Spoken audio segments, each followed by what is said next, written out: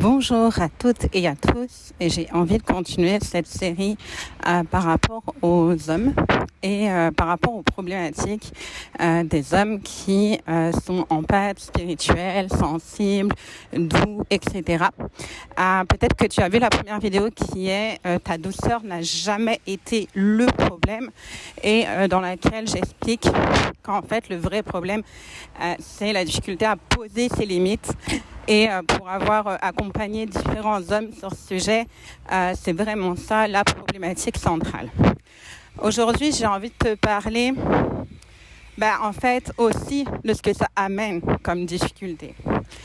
Et comme vraiment là, j'ai envie de dire panneau rouge clignotant plus avec alerte danger, ça sera pour toi et pour les autres. Donc, je vais m'adresser à vous, les hommes, à toi, cher homme empathe et spirituel, sensible, doux. C'est clair, là, tu sais, puis comme je l'ai dit dans la précédente vidéo, on a besoin de vous. Et quand je dis on a besoin de vous, c'est que vous êtes là pour incarner une nouvelle forme de masculinité. Et pour montrer qu'on peut être dans le masculin tout en étant justement finalement des qualités qui peuvent être de l'ordre plutôt normalement du féminin, mais avec votre masculin. Je vais m'expliquer au fur et à mesure, en tout cas, ou dans d'autres contenus. Mais là, j'ai envie de recentrer sur le sujet principal d'aujourd'hui.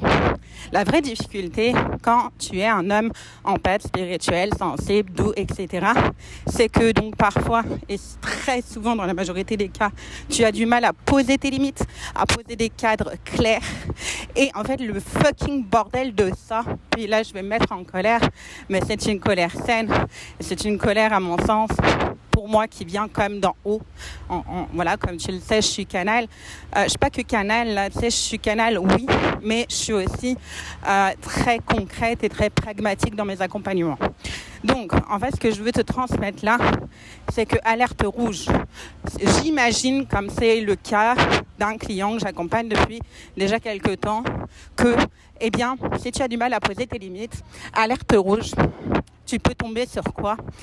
Sur des femmes manipulatrices, dominatrices, des femmes qui se servent de toi comme un homme-objet, parce que ça existe aussi, soyons clairs. Des femmes qui vont t'imposer à peu près tout et n'importe quoi, et toi qui vas dire oui, amen à tout.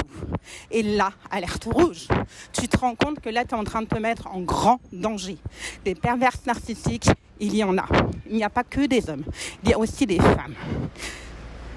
C'est assez chargé pour moi et parce que j'ai comme une colère pour vous. J'ai envie de vous dire, mais putain, réveillez-vous là.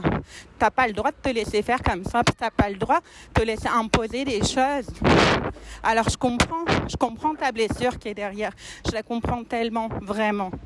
Je la comprends tellement. Derrière se cache souvent une maman qui a pu être autoritaire ou qui a pu être tellement protectrice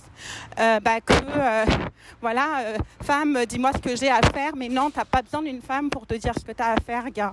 Vraiment pas, là. Bon, voilà. Tu modules dans ton histoire avec ton histoire de vie, tes schémas, ce qui a pu faire que tu en es là aujourd'hui, mais souvent c'est ça en fait. Et l'homme que j'accompagne, c'est ça. Il y a eu une maman qui a été psychorigide, protocolaire, qui a été ultra rigide et même dans ce qu'il m'explique, qui a pu avoir une certaine forme de violence. Et comme je le disais, l'énergie yang, l'énergie masculine, n'est pas que chez un homme, elle est aussi chez une femme. Donc j'ai envie de te dire, alerte rouge là-dessus. Et alerte rouge là-dessus parce que tu peux aussi t'attirer donc toutes les femmes, des femmes autoritaires, manipulatrices, dominatrices, qui vont te la faire à l'envers, qui vont te dire oui, par devant, puis par derrière, vas-y que je te la mets bien à l'envers. Et voilà, et pour moi, ça peut être aussi des hommes trompés, par exemple. Des hommes trompés dans le fait que la femme, il y avait tout qui cochait bien, là, en apparence, puis en attendant, elle couchait à droite, à gauche. C'est possible, ça arrive dans ce genre de cas aussi. Voilà, ça peut être toute forme, en tout cas, de trahison, de duperie, de mensonge, de manipulation. Oui, en ne posant pas ton cadre et tes limites, tu t'exposes à ça. Donc ça, c'est la première chose. La deuxième, et là j'ai envie de te partager moi un bout de mon histoire de vie, c'est que ça peut être aussi très dangereux pour tes proches. Pour tes proches et pas que pour toi. Je m'explique. Et là, tu peux aussi l'étendre à ta vie, à ce que tu as vécu, à ce que tu peux potentiellement vivre à l'avenir. Enfin, tu vois, peut-être même, ça, je t'invite dans ce vocal à identifier là où tu en es aujourd'hui. Est-ce que tu as du mal à poser tes limites? Dans quoi? En général, c'est pas que dans un domaine, c'est dans tous. Donc, est-ce que tu as du mal à poser tes limites? Est-ce que tu as du mal à poser ton cadre? Et 2, ensuite, d'aller connecter aussi à pourquoi, d'où ça vient, qu'est-ce que tu n'as pas géré, qu'est-ce que tu n'as pas digéré. Est-ce que c'était une maman autoritaire abusive? Est-ce que c'était trop de protection? Est-ce que d'où ça vient? Comment tu as grandi aussi avec l'autorité masculine? Est-ce que ton autorité masculine avec laquelle tu as évolué, c'était c'était de la dureté? Est-ce que c'était de la toxicité aussi? Enfin voilà, fais ton check-up. Et la troisième chose que je voulais te partager, et là je t'invite à voir comment ça résonne pour toi dans ta vie. Et là je vais te partager une expérience très personnelle dont je n'ai encore jamais parlé. Et je t'avoue que ça peut être challengeant pour moi. Mais je sens que c'est OK pour moi de la transmettre maintenant. J'ai suffisamment guéri là-dessus pour pouvoir t'en parler. Allez, j'y vais. Ne t'inquiète pas si je suis émue, mais c'est normal parce que c'est pas que j'ai pas guéri ça, c'est juste que c'est très fort pour moi de te raconter ça. Alors moi, j'ai grandi plutôt avec des autorités masculines très toxiques, très dans la manipulation, dans le contrôle, dans la violence, clairement. Par contre, j'ai eu, entre guillemets, la chance d'avoir un papa qui était la crème de la crème, qui était très gentil, vraiment. Mais trop. C'est pas qu'il était trop gentil, c'est qu'en fait, il n'avait aucune limite. Il se laissait bouffer, complètement.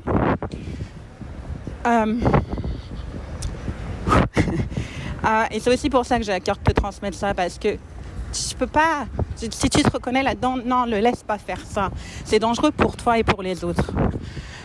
Donc, je continue mon histoire. J'ai grandi avec un papa qui, justement, était très gentil, ok? Donc ça, c'est super. Par contre, ça m'a permis aussi de grandir avec une image d'un homme qui pouvait l'être. Par contre, c'était pas du tout dosé, c'était pas du tout mesuré. C'est-à-dire qu'au final, en fait, il se laissait tellement faire que je vais du coup te donner quelques faits très tangibles. Déjà, en fait, sa sœur à lui, comme disait ma mère, c'était le bon Dieu pour lui. Elle avait tout, elle avait absolument raison sur à peu près tout, enfin même tout. Ok. Et quelque part, il la vénérait, dans un sens. Et quand tu vas connaître la suite, tu vas vite comprendre. Donc voilà. Et en fait, déjà, ce qui s'est passé, c'est que mon père a divorcé au début des années 80 pour aller avec ma mère. Et là, famille catho plus de son côté, c'est très, très, très, très mal passé. Bon, merci papa, tu avais un côté très rebelle. Parce qu'à l'époque, ça se fait pas le divorce. On remet dans le contexte. Ça se fait très peu, et encore moins dans les familles catho. Et donc, mon père, je pense certainement, avait eu du mal à assumer ça. Ce qui fait que, ce qui s'est passé à ce moment-là, c'est qu'en fait, il s'est laissé faire. Mais alors plus. Jusqu'au point où, en fait, donc son ex-femme qui était alcoolique, et qui l'est toujours d'ailleurs, en fait, il se trouve que, en tout cas aux dernières nouvelles, il se trouve que, en fait, il s'est tellement laissé faire qu'il a pris un divorce tout à sa charge. Et quand je dis tout à sa charge, alors qu'il avait quand même des raisons de divorcer, ça allait pas du tout dans le couple. On s'entend que, quand t'es avec une alcoolique, c'est la vie, elle est pas rose, là. Et donc voilà. Donc il vit ça, il se laisse faire entièrement, au point où divorce tout à sa charge, toute sa responsabilité, et il lui doit une pension compensatoire à vie. Et c'est ce qui existe à l'époque. Il lui doit un truc toute sa vie, pas juste pour les enfants, pour elle. Ok, juste pour elle. Les enfants ont grandi, ils sont majeurs. Non, tu continues de payer. Ok. Et en plus, cerise sur le gâteau, elle est transmissible aux héritiers. Donc, moi, née d'une autre maman, je me retrouve à devoir de l'argent à une femme que je n'ai jamais connue. Je laisse un temps de pause pour te laisser digérer ce que je raconte. Voilà. Donc, j'ai dû une partie de la maison de mon héritage, je l'ai dû j'ai dû donner de l'argent à une femme que je n'ai jamais connue. Tout ça pourquoi ? Parce qu'il s'est laissé faire et qu'il n'a posé aucune limite. Ok ? Je continue. Je passe à côté d'un camion, mais je continue après. Donc, tu vois, ne pas poser ses limites, ça peut aller très, très, très, très, très loin. Encore une fois, là, je sais que ce que je dis là, c'est très intense et que toutes les situations ne seront pas comme ça, ok ? Par contre, je t'invite vraiment à mettre de la conscience sur la conséquence du fait que tu ne poses pas de limites. Les conséquences pour toi, pour ta vie amoureuse, pour ta vie professionnelle et pour ton entourage. Je continue mon histoire. Donc, mon père, comme je te disais, vénérait sa sœur. Et donc, ça a été à un tel point que quand il est tombé malade, donc il a eu une tumeur au cerveau, quand il est tombé malade, pareil, même son principe. C'est-à-dire qu'il a continué de se laisser manipuler par sa sœur. Et je parle bien de manipulation. Sauf que là, qu'est-ce qui s'est passé à ce moment-là ? Allez, là, ça va être intense ce que je vais te dire, mais je sens que j'ai à le dire aujourd'hui. En fait, j'ai su la mort de mon père 10 jours après. Pendant 10 jours, sa sœur m'a dit au téléphone, son état est stable, tout va bien. Son état est stable, tout va bien. Voilà. Donc ouais, poser ses limites là, c'est plus qu'une nécessité, gars. Si t'as des enfants, pense à eux. Pense à elle. Pense peut-être que ta fille, là, elle a l'habitude qu'un homme, là, ça laisse tout faire, puis qu'elle va potentiellement produire la même. Et ça va aller jusqu'où ? Voilà, comme tu le sais, c'est pas du jugement. Je le dis depuis un espace d'amour, puis je le dis aussi depuis mon vécu. Je sais ce que ça fait. Et encore une fois, là, pareil, pas de jugement. C'est moi, j'ai fait le travail de pardon de mon père, de ma tante. C'est ok. Ça, j'ai compris les mécanismes qui sont derrière. Puis tu sais que ça soit l'un ou l'autre, je suis en compassion avec eux. Parce que là, pour en arriver là, c'est qu'ils ont drôlement souffert. Bref, passons. Et puis, j'ai vécu d'autres choses, mais d'autres événements dont j'ai pas nécessairement envie de parler là, mais où il y a eu manipulation plus, et où ça nous a vraiment foutu dans la merde, ma mère et moi. Parce que mon homme n'occupait pas, mon homme, pourquoi je dis ça ? Je voulais dire l'homme, la place de l'homme. Mon père n'occupait pas sa place d'homme, sa place de chef de foyer, de chef de foyer au même titre que ma mère, hein, on s'entend, mais il n'occupait pas cette place-là, il l'avait désertée.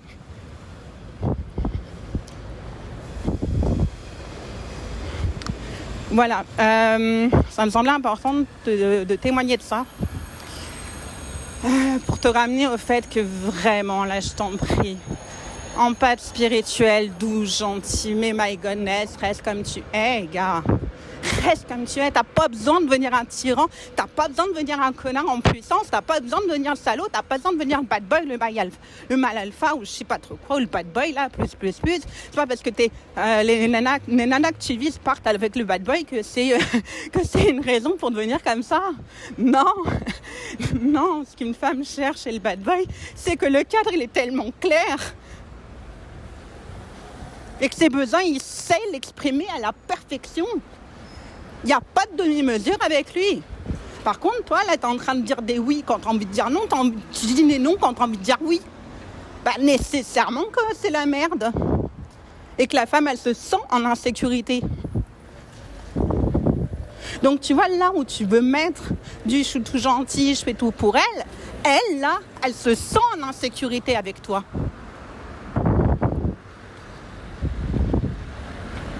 Voilà, c'est très émouvant pour moi de te dire ça, mais j'ai tellement à cœur de voir des hommes sacrés, des hommes empathes, spirituels, doux, dans leur puissance, dans leur cadre, dans leur posture, dans leur...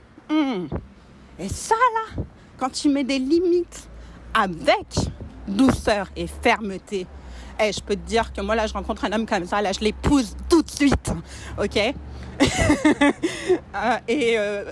J'en ai... Non, bref. Voilà. Mais vraiment, là, tu deviens une perle rare, là. Mais extrêmement rare que toutes les femmes... Enfin, en tout cas, que les femmes saines d'esprit vont vouloir... voilà, tu vois, vraiment.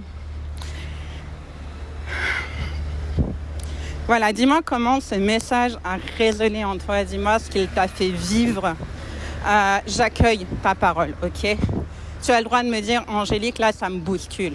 Angélique, là, moi, là, ça me fait mal. Ou je sais pas, dis-moi ce que tu as envie de me dire. J'accueille ta parole, gars. Vraiment, là, j'ai envie d'accueillir ta parole. J'ai envie de t'accueillir dans ce que tu es.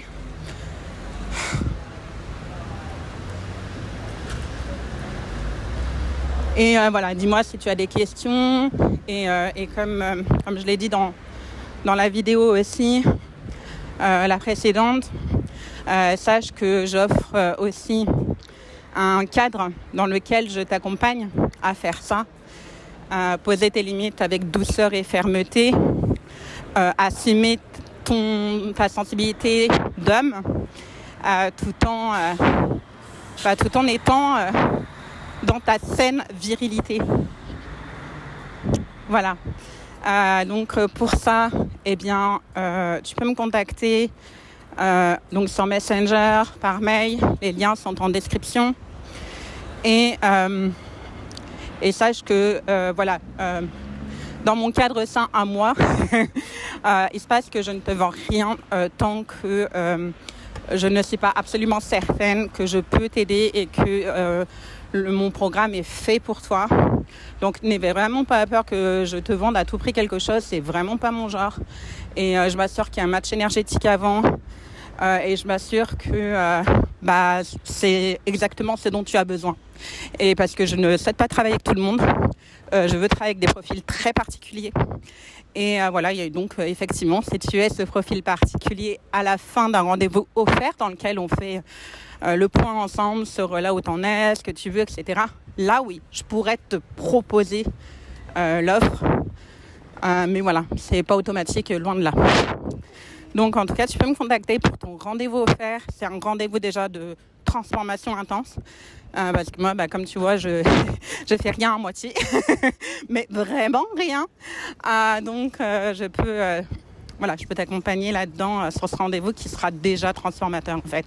On me dit souvent que rien que de parler, juste ce rendez-vous peut vraiment déjà transformer des choses. Donc, ça sera avec honneur de t'accompagner sur ce rendez-vous 100% offert. Et puis voilà, si à la fin il y a c'est le timing pour toi, go. Voilà, je te dis à bientôt et prends soin de toi, âme sacrée. Hey, t'es là pour ça là, gars? Hey, come on, prends ta place. À très vite.